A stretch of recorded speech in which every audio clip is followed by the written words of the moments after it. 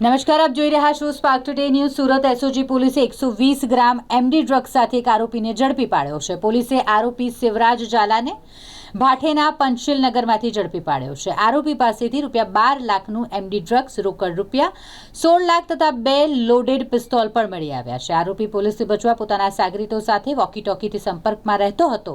એ ઉપરાંત પોતાના ઘરની બહારથી મેઇન રોડ સુધી 25 સીસીટીવી લગાવી ઘરમાં કંટ્રોલ રૂમ ઊભો કર્યો હતો।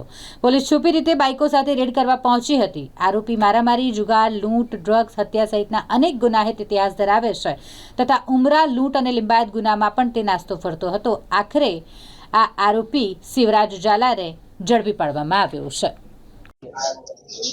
સુરત એસઓજીને માહિતી હતી કે પંચશીલનગર ઝુંપડપટ્ટીની અંદર એક શિવરાજ ઉર્ફે શિવો દરબાર કે જે ઘણા બધા ગુનાઓમાં વોન્ટેડ છે તે એમડીનો ધંધો કરી રહ્યો છે અને એની એમો એવી હતી કે તે પંચશીલનગર આખાને ટોટલ 24 હાઈ ડેફિનેશન નાઇટ વિઝનવાળા સીસીટીવી કેમેરાથી એને સજ્જ કરેલા અને પોલીસની તથા તમામ મૂવમેન્ટ ઉપર એ નજર રાખી રહ્યો હતો। પોતે એમેઝોનમાંથી 4 વોકી ટોકી ઓનલાઈન મંગાવેલા અને એ 4 છોકરાઓ પણ રાખતો હતો કે જે પંચશીલનગરમાં ફરતા રહે અને કોઈ પણ મૂવમેન્ટ હોય તો જાણ કરે।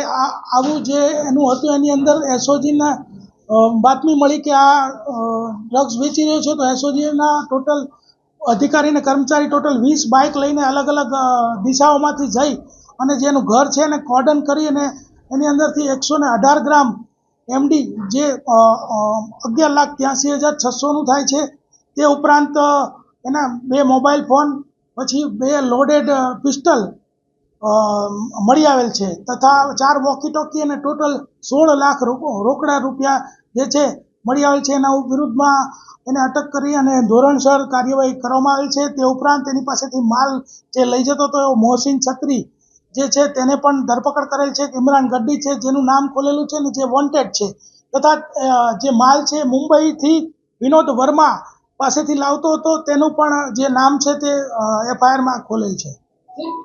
આખું એક કંટ્રોલ રૂમ બનાવ્યું કે જે ઓપરેટ કરતો હતો અને કંટ્રોલ રૂમની અંદર કંટ્રોલ રૂમ એટલે એનો જે રૂમ હતો એની અંદર એને 55 ઇંચનું ટીવી રાખેલું અને જે 24/24 જે કેમેરા છે એનું 24/24નું લાઈવ એને ત્યાં જે મૂવમેન્ટ છે દેખાતી હતી અને આ લોકો ડ્રગ્સ માટે કપડાં એવો કોડવર્ડ યુઝ કરતા હતા અને કોઈ પોલીસ આવે તો કાટી એવો કોડવર્ડનો યુઝ કરતા હતા અને મૂવમેન્ટ ઉપર નજર રાખી રહ્યા હતા અને આ રીતે એનો ડ્રગ્સનો કારોબાર કરતો હતો।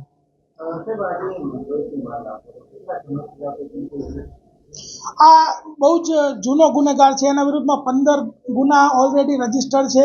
છેલ્લે 2025નો ધારનો ગુનો ઉમરામાં છે, એમાં વોન્ટેડ પણ છે। એટલે સતત આની આ પ્રવૃત્તિ જે છે ડ્રગ્સ વેચવાની એ ચાલુ રહે છે। પિસ્તોલ એટલા માટે રાખે છે કે એને ઘણા બધા લોકો સાથે એને અંગત દુશ્મની પણ છે અને ઘણા બધા ગુનાઓમાં એણે ગુના પણ કરેલા છે, એટલે પોતાને પણ ભય હોવાને કારણે પિસ્તોલ અને લોડેડ પિસ્તોલ રાખતો હતો।